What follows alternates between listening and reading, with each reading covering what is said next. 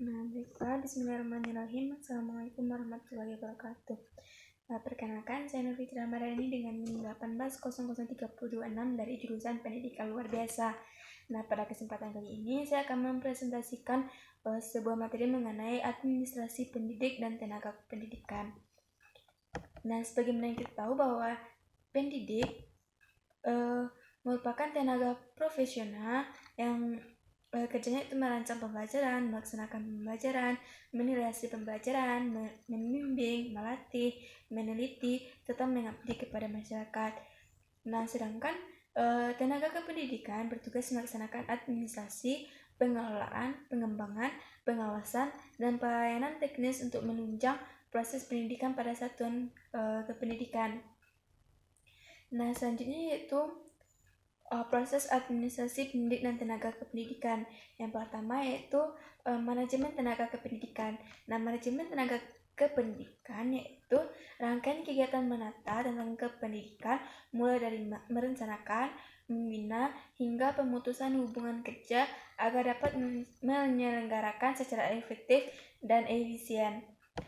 Kemudian itu ada perencanaan. Perencanaan administrasi guru ya untuk mendapatkan calon tenaga pengajar yang memang dibutuhkan. Perencanaan merupakan proses awal dalam pelaksanaan. Untuk itu, lembaga mampu merencanakan kebutuhan di masa yang akan datang guna mendapatkan kebutuhan yang diperlukan dan guna mencapai tujuan pendidikan yang diinginkan. Selanjutnya itu pengadaan tenaga kependidikan. Kemudian pengangkatan tenaga kependidikan.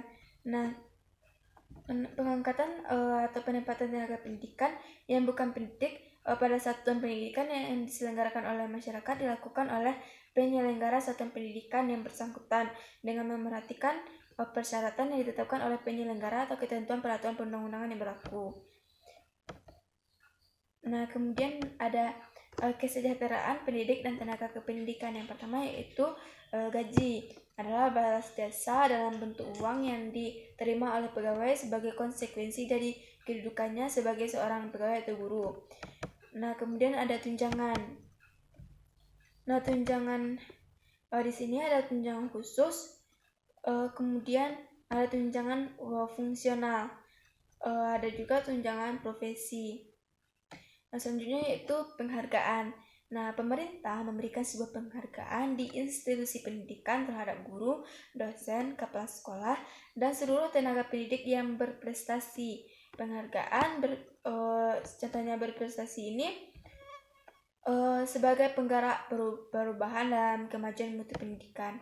Kemudian cuti pendidik dan tenaga kependidikan. Sebagaimana yang kita tahu bahwa cuti adalah keadaan tidak masuk kerja yang diizinkan dalam jangka waktu tertentu.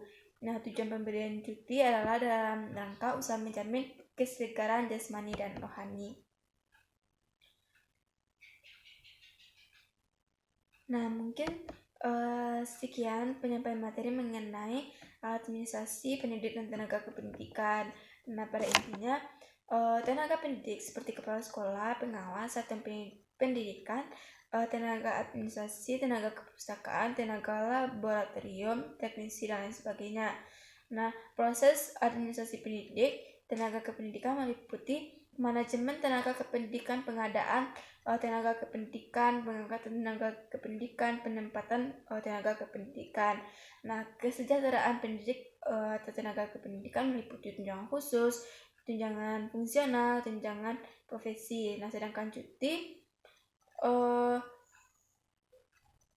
merupakan keadaan tidak masuk kerja yang diizinkan dalam jangka waktu tertentu. Cuti yang didapat adalah cuti tahunan, cuti besar, cuti sakit, atau cuti bersalin. Mungkin sekian penjelasan atau pemaparan materi dari saya mengenai administrasi pendidik dan tenaga kependidikan. Mungkin sekian, terima kasih. Assalamualaikum warahmatullahi wabarakatuh.